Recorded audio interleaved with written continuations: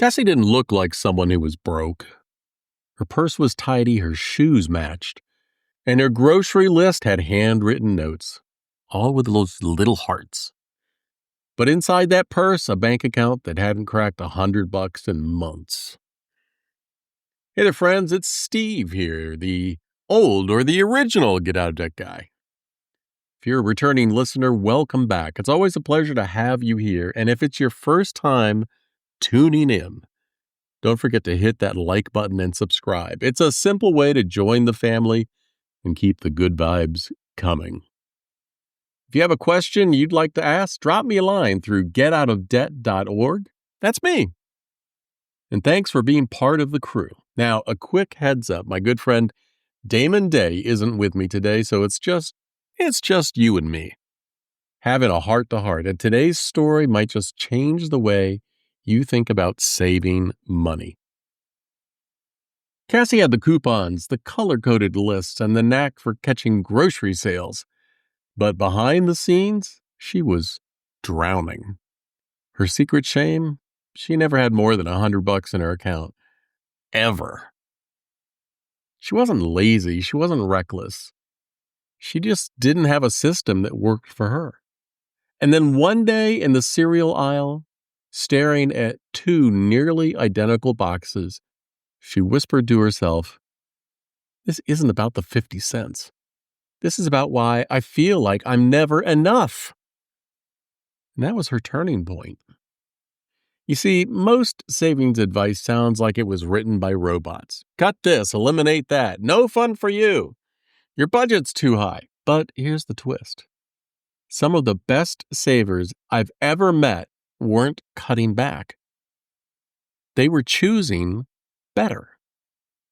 And here's something wild. I've seen it over and over again. When people simply start paying attention to what they're spending, without judgment, without guilt, they often end up cutting back by 20% or more. Unconsciously.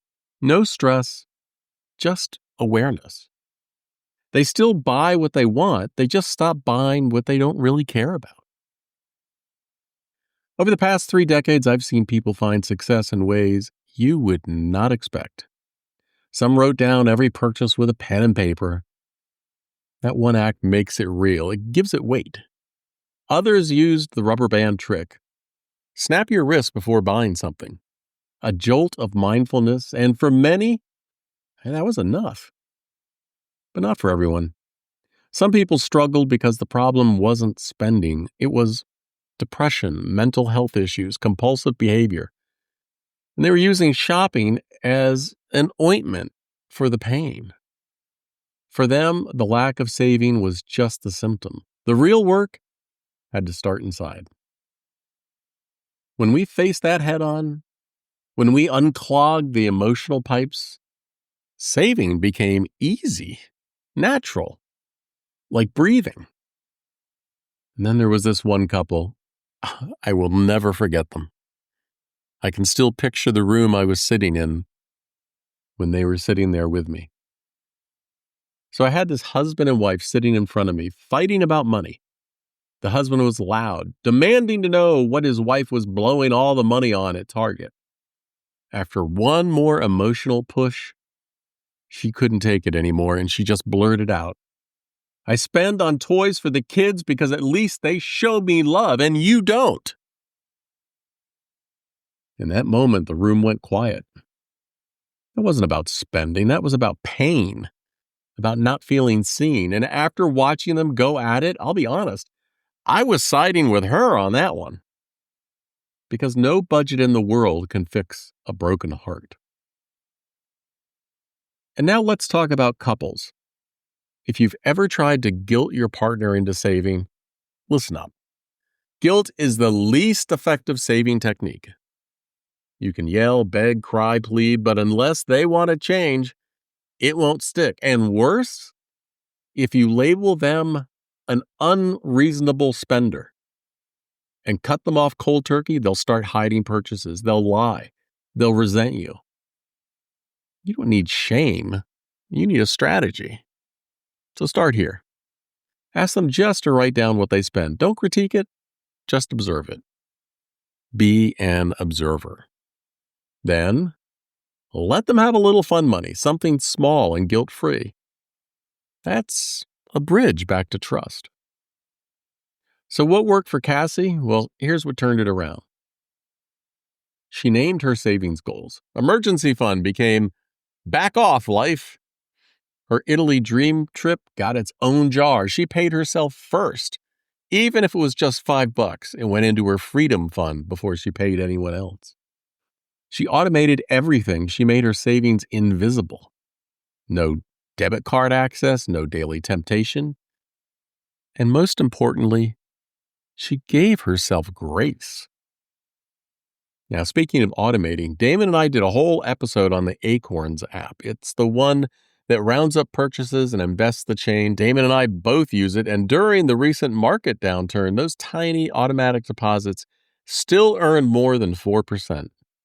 That's not magic. That's dollar cost averaging. Small, steady steps, planting seeds weekly, rain or shine. And over time, the garden always grows.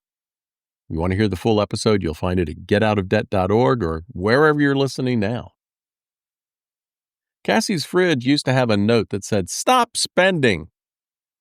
Now it says, "I'm building my someday today." She didn't need to become someone new. She just needed to believe that the old her was worth investing in. And now you know the rest of the story. So here's what I want you to do today. Write down one thing your money could give you. Not just someday, but soon. Name it, feed it, water it. And remember, saving isn't about restriction, it's about liberation. Hey, boop that like button if this hit home for you. Subscribe, share it with a friend, and swing by getoutofdebt.org for more stories, resources, and real answers. If you enjoyed the podcast today, it's free to subscribe. Got a money question keeping you up at night? Well, don't just Google it. Get real answers from real people who actually know what they're talking about. Head to getoutofdebt.org/podcast to ask your question, and you might hear it on an upcoming episode. But hey, if you'd rather keep it private, Damon Day has your back. Visit DAMONDAY.com because getting out of debt is easier with the right help. That's getoutofdebt.org/podcast, where smart money questions lead to smarter money moves.